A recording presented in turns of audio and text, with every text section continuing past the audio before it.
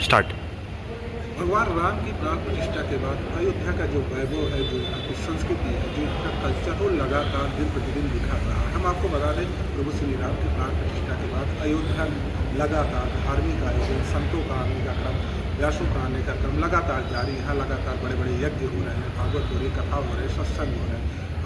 यहाँ की जो संस्कृति थी, जो वैभव था, वो ऐसा ही इस समय प्रतीत हो रहा है जैसे त्रेता युग में भगवान श्री राम के राज्य अभिषेक के बाद हुआ था। उस समय तो भगवान 14 वर्षों के बाद अपने सिंहासन पर विराजमान हुए थे, लेकिन कलयुग में 540 वर्षों का संघर्ष हुआ और भगवान श्री राम इस वर्ष विराजित हुई। ये स्वर्णिम वर्ष था 2024 का, 2025 लग गया है और 11 जनवरी का प्राण प्रतिष्ठा उत्सव भी है। हमारे साथ लवदास जी महाराज जुड़ने वाले हैं, जिनसे हम तमाम धार्मिक चर्चाएं करेंगे, तमाम धार्मिक मुद्दों पर बात करेंगे और जानेंगे उनका क्या मंतव्य है इस विषय पर। महाराज जी, बहुत बहुत स्वागत है आपका। अयोध्या आए हैं, लंबा संघर्ष के बाद यहाँ भगवान श्री राम का मंदिर बना, क्या कहना चाहेंगे, किस तरह से मनोभाव है आपके? मनोभावना केवल हमारी नहीं, मनोभावना पूरे देश की, पूरे विश्व में भगवान से प्रेम करने वाले सब आज हृदय से गदगद हैं, आनंदित हैं और सबको अच्छा लग रहा है। ये कहीं हमारे भारत का गौरव है। मंदिर को देख कर के ही हमारे भारत के प्राचीन संस्कृति का गौरव दर्शन होता है। महाराज जी, अयोध्या का तो मुद्दा सुलझ गया, लेकिन मथुरा काशी पे अभी भी लेकर संघर्ष चल रहा है। सबसे बड़ी बात कि भारत 100 करोड़ हिंदू सनातनियों का है, उसके बाद भी उनके आराध्यों को उनकी जगह नहीं मिल रही है। इसको किस दृष्टि से देखते हैं आप? देखो, हमारा तो विचार ये है कि अयोध्या मिल गई, काशी मिल जाएगी, मथुरा मिल जाएगी, सब हो जाएगा, पर केवल ये मिलना ही समस्याओं का समाधान नहीं है। हिंसा, घृणा, ईर्ष्या, द्वेष, क्रोध, इन सब से किसी की जय होने वाली नहीं है। ठीक है, ये चीज़ें जो हमें तात्कालिक जो लग रही है कि हमें लाभ हो रहा है, फ़ायदा हो रहा है, ये अच्छी बात है और सामाजिक रूप से ऐसा होता है, होना भी चाहिए।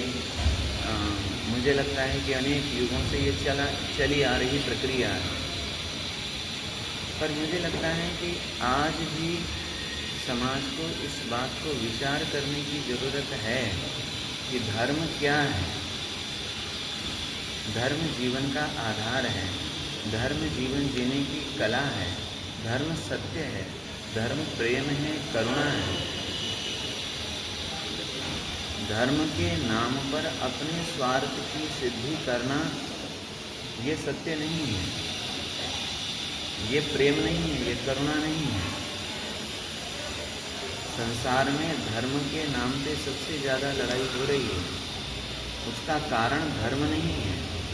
आज लोगों को ये विचार करने की ज़रूरत है, चिंतन करने की ज़रूरत है। लोग कहते हैं कि धर्म के कारण लड़ाई है, लेकिन शांत चित्त से यदि विचार किया जाए, लड़ाई धर्म के कारण नहीं है, लड़ाई हमारे अपने स्वार्थ के कारण से है। धर्म को आधार बनाकर अपने स्वार्थ की सिद्धि करने का जो एक चलन चल गया है, चाहे वो कोई भी धर्म हो। आज मुस्लिम देश में देखो, जहाँ पर केवल मुस्लिम ही रहते हैं, वहाँ कौन लड़ रहा है, कौन लड़ा रहा है, क्यों लड़ रहे हैं? वहाँ तो सब मुस्लिम ही है, फिर भी क्यों लड़ रहे हैं?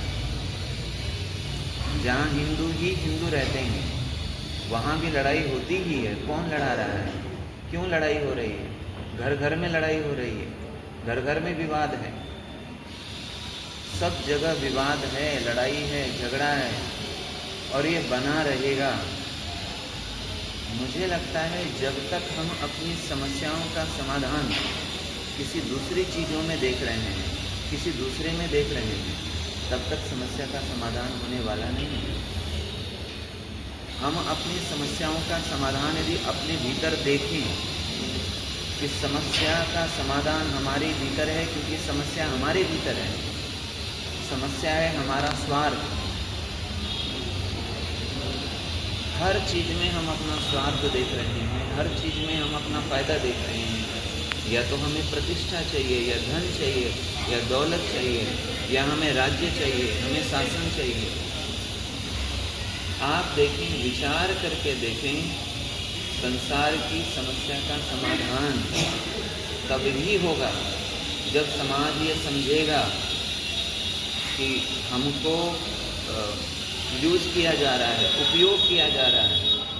कुछ लोग अपनी स्वार्थ की सिद्धि के लिए हमको माध्यम बनाकर किसी भी नाम से और अपने स्वार्थ की सिद्धि कर रहे हैं। इसका मतलब मेरा कहना ये नहीं है कि जो मुस्लिम आक्रांताओं ने हमारे धर्म क्षेत्र को, पुण्य क्षेत्र को, मंदिरों को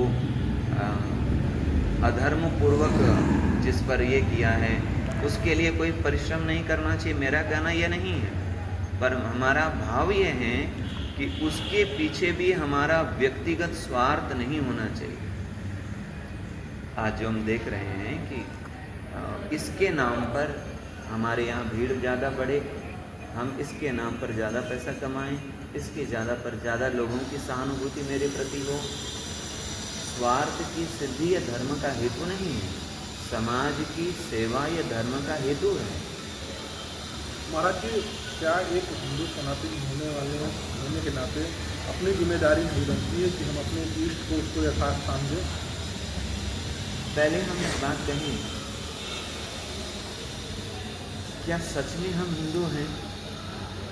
क्या सच में हम धर्म के मार्ग पर चलने वाले हैं? जो अपने आप को हिंदू कहने वाले हैं, क्या वो सच में हिंदू हैं? क्या वो अपने धर्म का अनुशासन का पालन कर रहे हैं? आप देखेंगे केवल 5% लोग भी मुश्किल से आपको ऐसे मिलेंगे जो अपने धर्म का पालन करते हैं, अपने नियमों का पालन करते हो, जो अपने नियमों पर चलते हैं। हमारे देश की समस्या यह है कि हम धर्म की बातें तो करते हैं, लेकिन धर्म के अनुसार जीना नहीं चाहते। क्योंकि धर्म के अनुसार यदि जीना पड़ेगा तो प्रामाणिकता से जीना पड़ेगा। धर्म कहता है त्याग करो, धर्म कहता है दूसरे के लिए करो, धर्म कहता है परोपकाराय, परोपकार करो। परहित सरिस धर्म नहीं भाई, धर्म कहता है परहित करो। पर हमारा स्वभाव है कि हम परहित के नाम पर भी अपना हित चाहते हैं।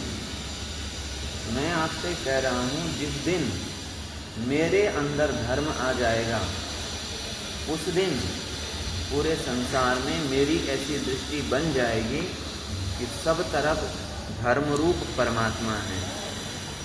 आप एक बात बताइए, गोस्वामी जी ने कहीं पर भी मुस्लिम आक्रांताओं की बात की? क्यों नहीं की होगी, जरा विचार करिए। क्योंकि ये बाहर की चीज़ें हैं, ये आज बनेगी कल मिटेगी। ये धर्म के नाम पर जो आतंक है, आज है कल नहीं रहेगा। कोई भी चीज़ सदा स्थायी नहीं है। पर उन्होंने समाज को वो सत्य दिया जिससे उसको मुक्ति होने वाली, उसका कल्याण होने वाला है। मुक्ति किससे होगी? लड़ाई झगड़े से? हाँ, सत्य के लिए यदि लड़ना भी पड़े, मरना भी पड़े तो कोई बात नहीं, पर वो सत्य तो होना चाहिए, वो परोपकार तो होना चाहिए।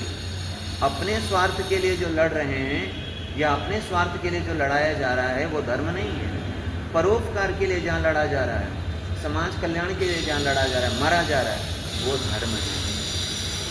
महाराज जी, आपका कहना है कि आप अपने धर्म से चलते हो, लेकिन सामने वाला जो विपक्षी वो लगातार आप पे आक्रमण कर रहा है, आपकी चीज़ों को नष्ट कर रहा है, आपकी संस्कृति को मिटाना चाह रहा है, इस पर क्या करना चाहिए? इस पर भी सहना ही चाहिए।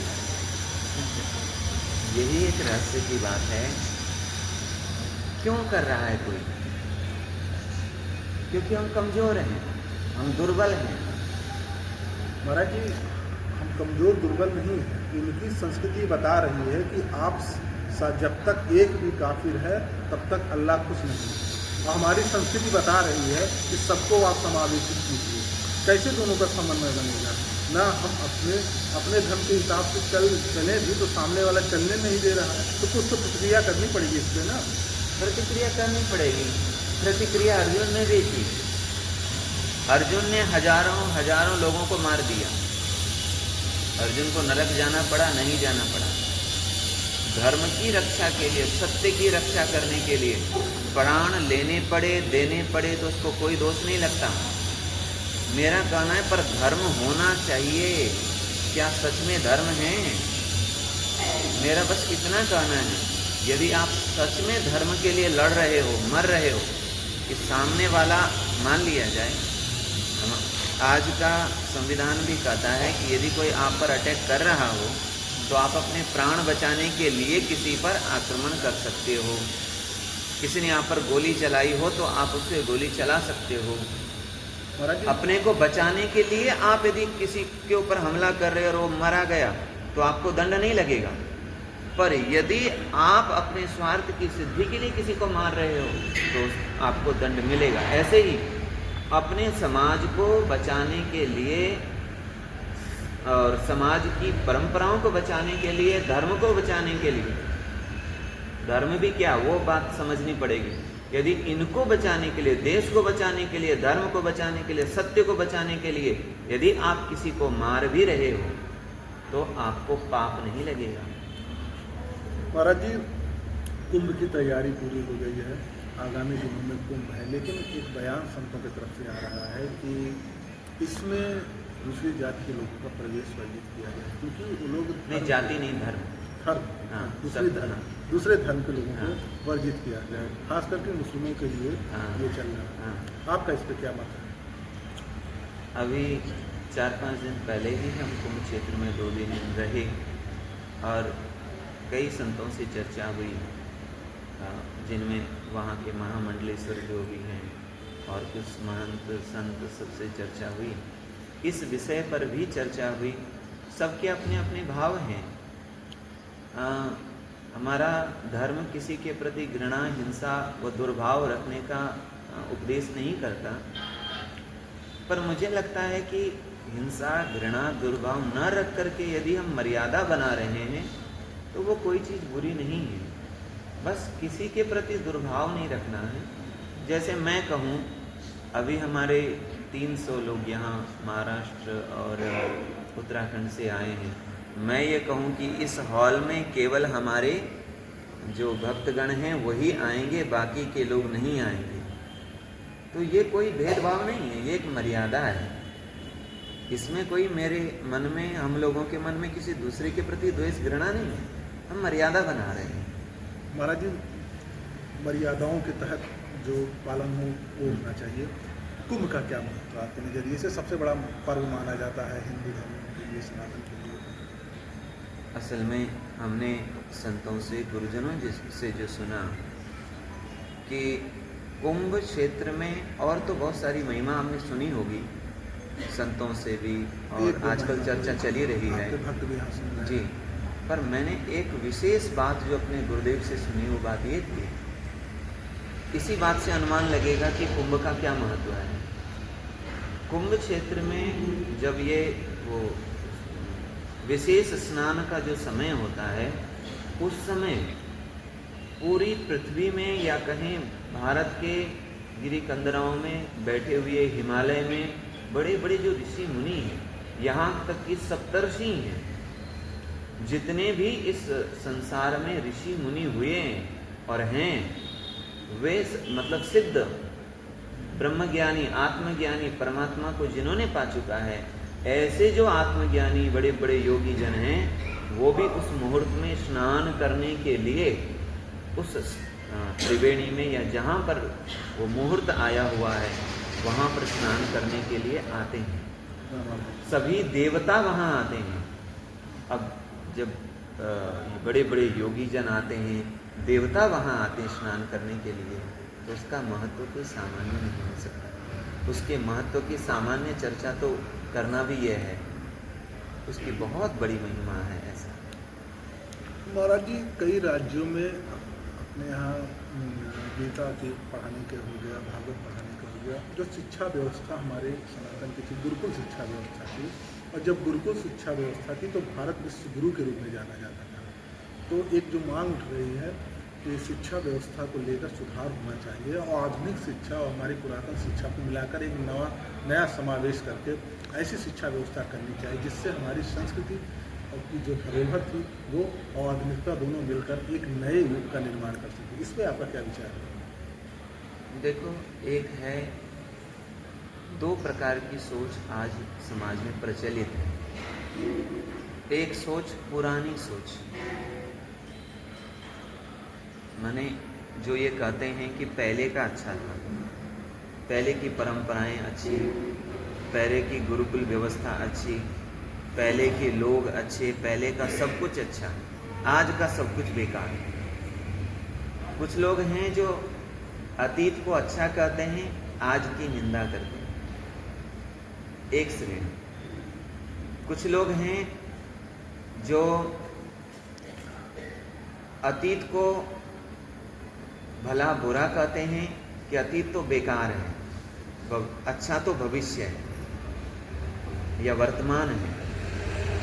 हमारा अतीत ऐसा है, अतीत में हमारे लोग ऐसे रहे थे, अतीत में लोगों ने यही तो किया, अतीत में लोगों को खाने का ढंग नहीं था, रहने का ढंग नहीं था, बुद्धि नहीं थी, समझ नहीं थी, अतीत का सब कुछ बेकार है, वर्तमान बहुत अच्छा है। तो दो प्रकार की सोच, एक सोच कहती है अतीत अच्छा, एक सोच कहती है भविष्य अच्छा।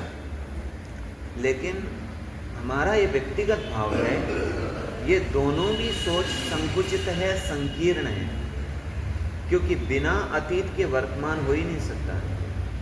भाई यदि पूर्वज नहीं होते तो आप कैसे होते? जो भी हमें कुछ मिला है पूर्वजों की कृपा से ही मिला है, बिना अतीत के वर्तमान नहीं। पर बिना वर्तमान के, बिना भविष्य के अतीत में परिष्कार भी संभव नहीं। तो आज देखेंगे कुछ समाज ऐसा है जो आज भी उसी व्यवस्था में, उन्हीं चीज़ों में, अतीत में ही अटका हुआ है। भले ही वो आधुनिक चीज़ों का उपयोग करते हैं, गाड़ी में चलते हैं, मोबाइल चलाते हैं, फिर भी वर्तमान को गाली देते हैं, कहते वही अच्छा है।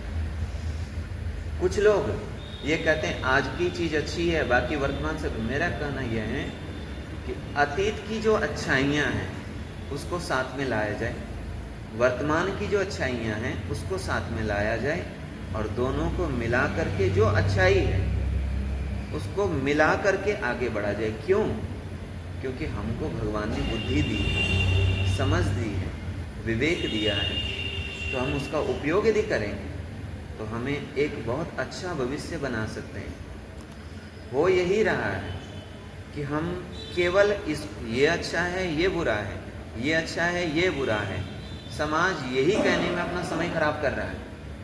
बल्कि होना ये चाहिए था कि दोनों का चुनाव करके, विचार करके, परिष्कार करके, सुधार करके, जो अच्छा हो अतीत का वो लिया जाए, और जो अच्छा हो वर्तमान का उसको लिया जाए, और उसको मिला करके चला जाए।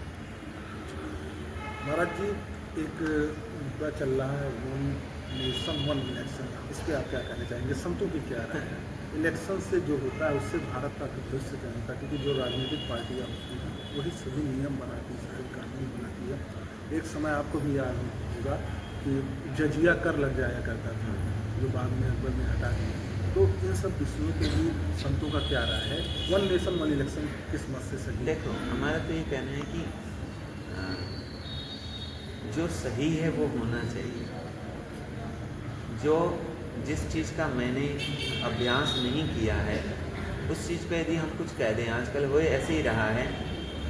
एक हम विनोद की बात करते हैं कि कोरोना का समय था और किसी ने हमसे कहा कि महाराज जी जरा बताओ तुझे कोरोना से कैसे बचा जाए। हमने कहा मुझे क्या मालूम है, डॉक्टर को पूछो। यानी जो मेरे अधिकार क्षेत्र में नहीं है, ज्ञान के क्षेत्र में नहीं है, उस विषय में बोलना हमारा उचित नहीं है। मतलब इस पर जो अच्छा है वो होना चाहिए, जो अच्छा समाज के लिए जिससे अच्छा होता है वो होना चाहिए। महाराज जी, धर्मपूर्वक कर्म क्या है? धर्मपूर्वक कर्म दोबारा रिपीट कर रहा है जी। धर्मपूर्वक कर्म यही है, स्वार्थ विहीन कर्म। धर्म क्या है? परहित सरिस धर्म नहीं भाई। पर यानी दूसरे के हित यानी कल्याण का चिंतन करते हुए कर्म।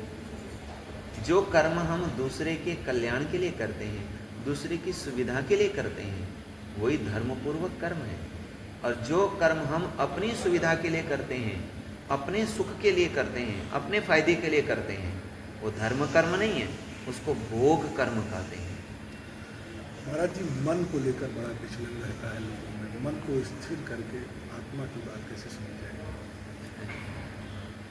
देखो, मन के लिए तो शास्त्रों ने अनेक बातें कही है।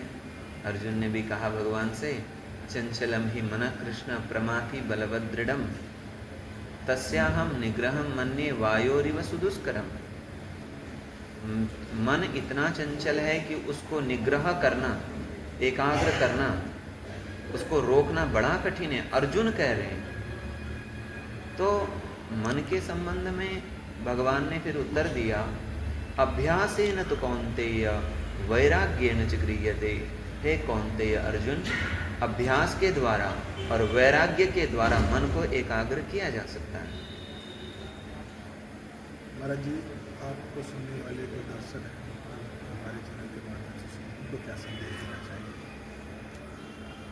हमारा भाव यही है कि हम जो भी कर रहे हैं वो उसमें ये ध्यान रहे कि कहीं मैं अपने स्वार्थ के चक्कर में किसी का अहित तो नहीं कर रहा हूँ, किसी के साथ अन्याय तो नहीं कर रहा हूँ। मैं जो भी कर्म कर रहा हूँ उससे दूसरे को लाभ हो रहा है कि नहीं, दूसरे का फायदा हो रहा है कि नहीं हो रहा है।